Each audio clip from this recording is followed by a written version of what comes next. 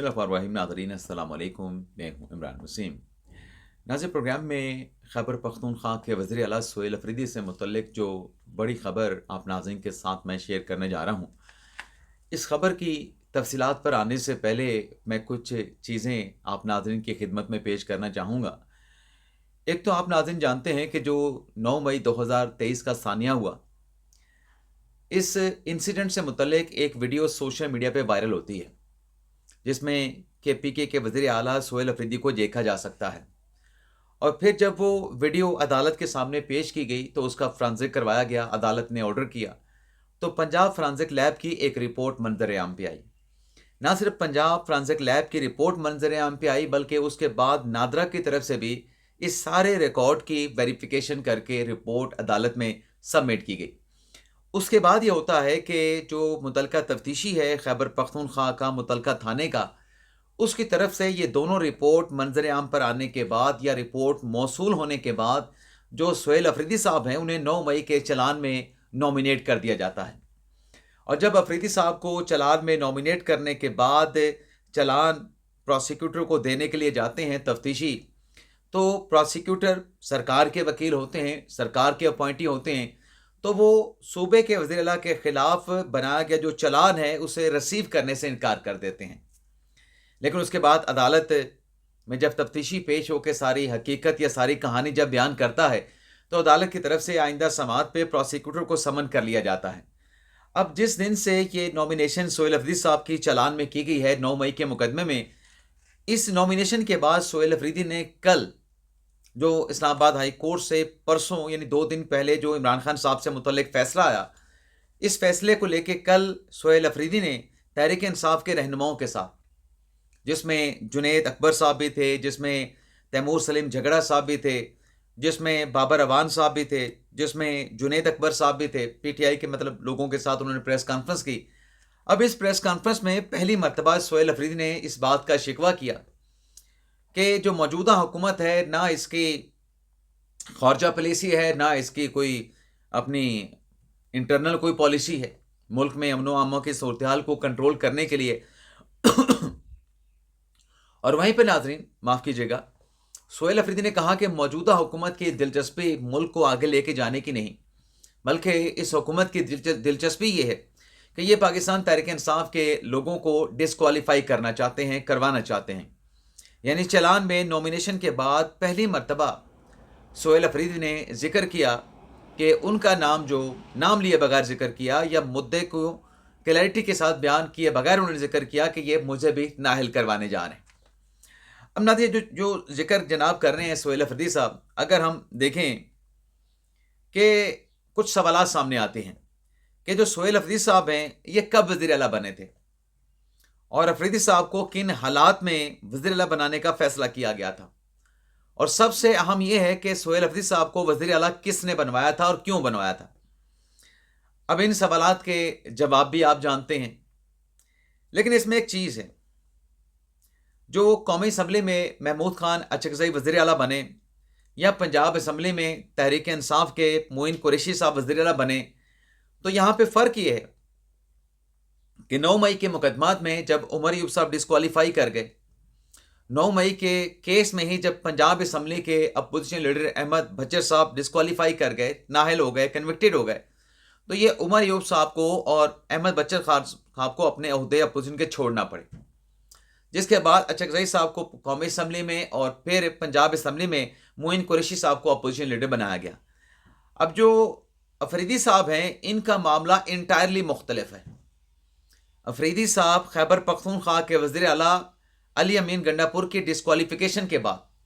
या अली अमीन गंडापुर की किसी मुकदमे में कन्विक्शन के बाद नहीं बने, बल्कि अली अमीन गंडापुर से इस्तीफ़ा लिया गया। इस्तीफ़ा किन हालात में क्यों लिया गया आप जानते हैं, और फिर ये इस्तीफ़ा लेने के बाद सोहेल अफरीदी को केपीके का वज़ीर आला जो है बना दिया गया। अब उसके बाद क्या होता है, उसके बाद अब नॉमिनेशन हो जाती है सोहेल अफरीदी साहब की 9 मई के केस में। यानी 9 मई के केसेस में जो पहले आला ओहदों पे मौजूद तहरीक इंसाफ के अपोजिशन लीडरान की, उमर अयूब साहब की और उसके साथ साथ अहमद बचर साहब की डिस्क्वालिफिकेशन होती है। अब उसी सर्कल में या उसी रेड लाइन में अब सोहेल अफरीदी साहब भी आ चुके हैं। क्योंकि उन्हें भी 9 मई के केस का जो चलान है उसमें अफरीदी साहब को जो है वो नामजद कर दिया गया है। अब इस नॉमिनेशन के बाद नाज़रीन जो एक चीज़ वाज़े तौर पे नज़र आ रही है वो ये है कि फैसला तो अदालत ने करना है, लेकिन पंजाब फ्रांसिक लैब की जो रिपोर्ट है और नादरा की तरफ से जो दूसरी रिपोर्ट जो कि पंजाब फ्रांसिक लैब की रिपोर्ट को भी कंफर्म करती है, तस्दीक करती है, ये नज़र आ रहा है कि 9 मई के केस में अफरीदी साहब शायद सरवाइव ना कर पाएँ या बच ना पाएँ, और उनकी कन्विक्शन बाज़ाहिर ऐसा लगता है कि जैसे दीवार पे लिखी जा चुकी है। यानी अफरीदी साहब पे नाअहली की तलवार इस चलान में नॉमिनेशन होने के बाद लटक चुकी है। लेकिन इस डेवलपमेंट के बाद, चलान में उनकी नॉमिनेशन के बाद जो खैबर पख्तूनख्वा में जो चीज़ एक चल रही है, जो अफवाहें गर्दिश कर रही हैं, वो नाज़रीन है कि जैसे जब अली मीन गंडापुर साहब को हटाया गया या जब इलेक्शन हुए 8 फरवरी 2024 के, तो केपीके में ये दौड़ लगी हुई थी। हर बंदा अपनी सीवी उठा के घूम रहा था और राब्ते कर रहा था अपनी क़यादत के साथ, अपनी पार्टी के अंदर बाअसर लोगों के साथ, कि मुझे आप जो है वो वज़ारत आला के लिए नॉमिनेट करवा दें। लेकिन खान साहब ने अली मीन गंडापुर साहब को वज़ीर बना दिया। जब गंडापुर साहब को हटाया तो उनको हटाने से पहले खान साहब ने सोहेल अफरीदी का नाम भी दे दिया। अब चूंकि सोहेल अफरीदी के ऊपर ये तलवार लटक रही है नाअहली की, और फैसला अदालत ने करना है, लेकिन जो इम्कानात हैं वो कुछ अच्छे, या जो हालात हैं वो कोई अच्छे अफरीदी साहब के लिए नज़र नहीं आ रहे, तो तहरीक इंसाफ के अंदर से बहुत सारे लोग जो है अब अफवाहें ये गर्दिश कर रही हैं कि वो राब्ते में आ रहे हैं या वो राब्ते कर रहे हैं और अपने आप को पेश कर रहे हैं इस अंदाज से कि उन्हें वज़ीर आला जो है वो बनाया जाए। अगर कोई ऐसी चीज़ होती है, अफरीदी साहब जो हैं अपनी कुर्सी बरकरार नहीं रख पाते, तो फिर उन्हें कंसीडर किया जाए। यानी अफरीदी साहब की डिस्क्वालिफिकेशन से पहले ही खैबर पख्तूनख्वा के वज़ीर आला के लिए कुर्सी की जो दौड़ है वो दौड़ शुरू हो चुकी है। अब मेरी नज़र में तो ये जो बातें चल रही हैं कि लोग सीवियाँ लेके घूम रहे हैं और राब्ते कर रहे हैं, ये मैं कहा बहुत जल्दबाजी कर रहे हैं। अभी पीटीआई के अपने लोग बहुत जल्दी में हैं, क्योंकि चले चलान में नॉमिनेशन हो भी गई, लेकिन फैसला कल तो नहीं आ रहा, अगले हफ्ते तो नहीं आ रहा, अगले महीने भी नहीं आ रहा। अदालत का जो फैसला होगा 9 मई पेशावर का एटीसी कोर्ट का, वो फैसला आने में वक्त लगेगा। इतनी जल्दी तो अदालत का फैसला नहीं आना। तो मेरे ख्याल से पीटीआई के जो लोग जो राब्ते कर रहे हैं अपने पार्टी के अंदर ही, या सीवी लेके अपने आप को पेश कर रहे हैं, वो भी जल्दबाजी कर रहे हैं, थोड़ा सा इंतजार कर लें। और इसके साथ साथ नाज़रीन, चूंकि 9 मई का हम जिक्र कर रहे हैं, तो 9 मई का एक और मुलजम जिनका ताल्लुक पाकिस्तान तहरीक इंसाफ से, तहरीक इंसाफ के एमपी हैं, कलीमुल्लाह खान उनका नाम है। गुजरांवाला की एटीसी अदालत में पुलिस ने उनको गिरफ्तार करके पेश किया, और जब गिरफ्तार करके पेश किया तो पुलिस की जानब से कहा गया कि हमें इनका जिस्मानी रिमांड चाहिए। तो अदालत की तरफ से पीटीआई के एमपीए का 6 दिन का जिस्मानी रिमांड दे दिया गया है। अब 6 दिन के बाद उन्हें दोबारा अदालत के सामने जो है वो पेश किया जाएगा। यहाँ पे चूंकि हमने अदालतों की बात की है, तो एक खबर और भी है नवाज शरीफ से मुतल्लिक, मरियम नवाज साहबा से मुतल्लिक, और ख़बर ये है कि जो इमरान खान साहब के दौर में नैब चौधरी शुगर मिल की जो इंक्वायरी कर रहा था, यानी उनकी अपनी फैक्ट्री है, उनकी अपनी शुगर मिल है और उसकी तहकीकात की जा रही है, वो चले जी ठीक है कर लें। अब यह हुआ है कि उसी नैब ने एहतसाब अदालत में एक रिपोर्ट पेश की है कि मरियम नवाज और नवाज शरीफ के खिलाफ कोई शवाहिद नहीं मिले, तो लिहाजा ये जो चौधरी शुगर मिल केस की जो तहकीकात है, नैब को ये तहकीकात बंद करने की मंजूरी दी जाए। अब ये केस तो लगा नैब कोर्ट में, अकाउंटेबिलिटी कोर्ट में, लेकिन जो जज साहब थे, जज साहब की तरफ से शदीद बरहमी का इजहार किया गया, क्योंकि एप्लीकेशन फाइल करने के बाद कि ये इंक्वायरी तहकीकात बंद की जाए, नैब के तफ्तीशी अदालत में पेश नहीं हुए। ना नैब का तफ्तीशी पेश हुआ, ना नैब की तरफ से केस का रिकॉर्ड अदालत के सामने पेश किया गया, जिस पर जज साहब ने अदालत की तरफ से शदीद बरहमी का इजहार किया गया और आइंदा समात पर जो डीजी नैब हैं लाहौर के, उन्हें ज़ाती हैसियत में अदालत की जानिब से बुला लिया गया है। अब नाज़रीन आते हैं ईरान